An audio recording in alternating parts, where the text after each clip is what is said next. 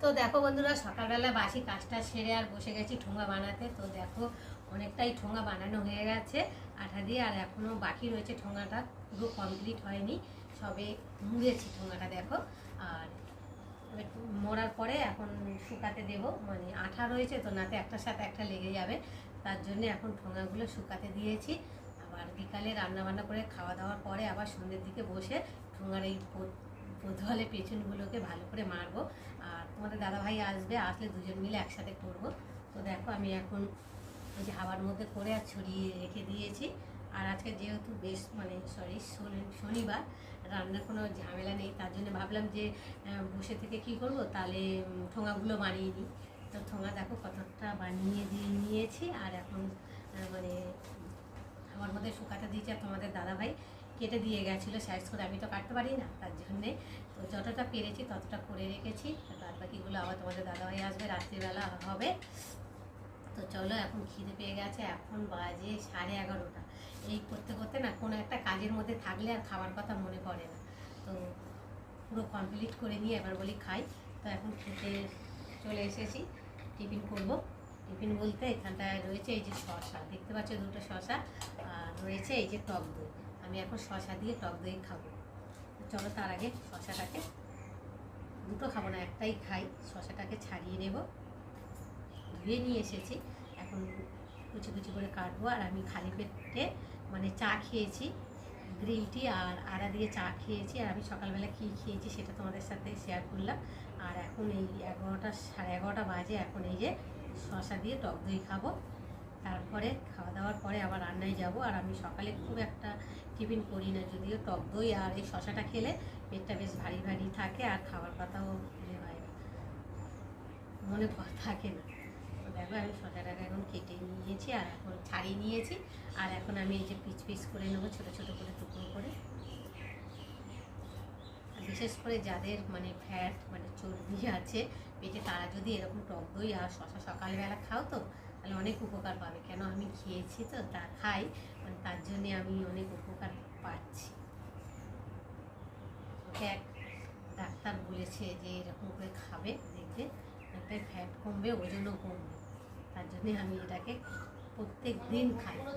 এটা খেয়ে খেয়ে একটা অভ্যাস হয়ে গেছে। যেহেতু বুঝতেই পারছো যে টক দই খাওয়া শরীরের পক্ষে ভীষণ উপকার। এদিকে টক দই উপকার, আর এদিকে শশা উপকার, শশাও হজম করে, হজম শক্তি হয়। তো দেখো আমি এখন কুচিয়ে নিয়েছি শশা, টক দইটাকে দেখো, এর মধ্যে কোনো নুন টুন কিছু দেবো না, শুধুই খাবো। মুখটা কেটে নিলাম, নিয়ে এখন এই শশার মধ্যে ঢেলে দিলাম। টক দই খেলে তো পায়খানাও পরিষ্কার হয় শরীরের, মানে যাদের মানে স্কিনের সমস্যা আছে মুখে ঠুকে, তাদের সমস্যা দূরও করে টক দইতে, দেখতে পাচ্ছ। আর এখন আমি টক দইয়ের সাথে দেখো শশাটাকে ভালো করে মেখে নেব।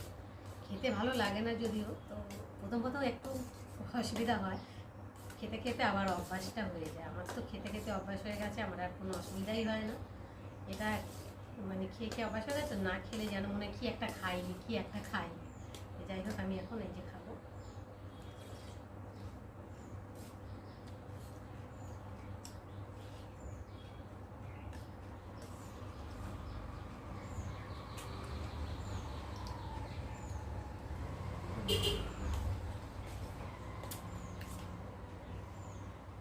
টক তো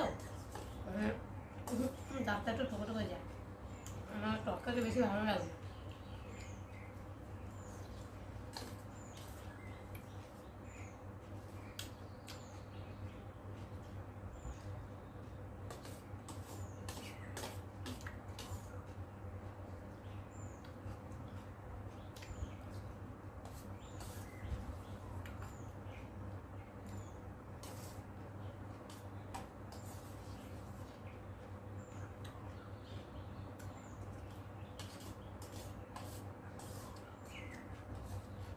টক দইটা 10টার মধ্যেই খাই, যেহেতু কাজে বসেছি, খাচ্ছি খাচ্ছি বলে একটু আছে একটু আছে এরকম করতে করতে কাজগুলো করেই ফেললাম। এখন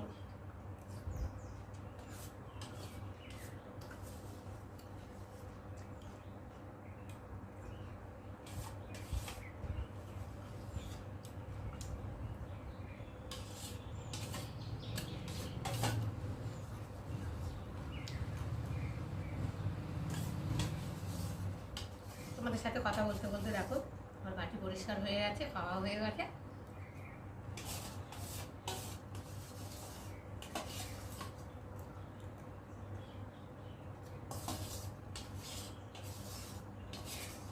জল খাবো না, কিছুক্ষণ পরে জল খাবো। তো দেখো বাটি পরিষ্কার করে নিয়েছি। তো দেখো বন্ধুরা, টিফিন করে চলে এলাম রান্নায়। তো এদিকে ভাত বসিয়েছি, দেখতে পাচ্ছ ভাতটা ফুটে গেছে। আর এখন আমি ভাতটা একটু নেড়ে দেব। আর ভাতের সাথে দেখো আলু দিয়ে দিয়েছি। নিয়ে তো নিই, তোমাদের দাদাভাইয়ের আমি খাবো একবেলা, ওই জন্য আলু ভাতে দিয়েছি। আর এখানে এই যে ডাল সেদ্ধ হচ্ছে, মুগ ডাল, যেহেতু আজকে শনিবার নিরামিষ, তার জন্য আলু ভাতে আর মুগ ডাল। আর এখানটা এই যে আমরা কেটে নিয়েছি, বিলেতি আমরা বলে, যে আমড়াটা দিয়ে আজকে ডাল করব টক টক। আর এখন এই ডালটা সেদ্ধ হয়ে এসেছে। আর এখন এই যে আমড়াগুলো ডালের মধ্যে দিয়ে একটু সেদ্ধ করে নেব। একসাথে দিলে তো ডালটা সেদ্ধ হবে না, টক হলে ডালটা সেদ্ধ হয় না, ওই জন্যে ডালটা আগে সেদ্ধ করে নিলাম, নিয়ে তারপরে আমড়াটা দিয়ে ঢাকা দিয়ে একটু সেদ্ধ করে নেব। আর এই যে পাঁপড় ভাজা হবে, দেখতে পাচ্ছ ছোটো পাঁপড়। তো বন্ধুরা দেখো ভাত হয়ে গেছে, আর ডালটা ঢাকা দিয়ে দিয়েছিলাম আমড়াটা দিয়ে। এখন খুলে দেখবো আমড়াটা সেদ্ধ হয়ে গেছে কিনা। ডাল তো একদম গলে ক্ষীর হয়ে গেছে। তো দেখো আমড়াটাও সেদ্ধ হয়ে গেছে। এখন একটু ভালো করে নেড়ে নেব। আর এবার দিয়ে দেবো হলুদ, তারপর দিয়ে দেবো নুন। টক তো একটু নুন বেশি লাগবে ডালে। একটু ভালো করে নেড়ে নেব।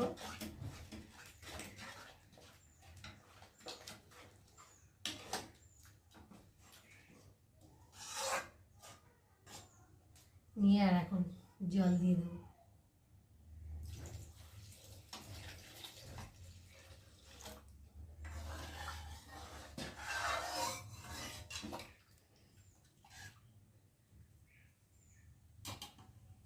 একটু ঢাকা দিয়ে আবার একটু ডালটাকে ফুটিয়ে নেব। তো দেখো বন্ধুরা, ডালটা ফুটে গেছে, আর নামিয়ে নিয়েছি। কড়াতে তেল দিয়েছি, তেলটাও গরম হয়ে গেছে। আর এখন আমি ফোড়নে দেবো শুকনো লঙ্কা, আর দেবো কালো সর্ষে।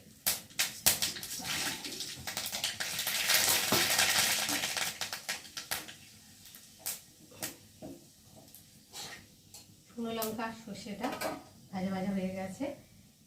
আর এখন এই যে দেখতে পাচ্ছ ডালটাকে দিয়ে একটু ভালো করে ফুটিয়ে নেব।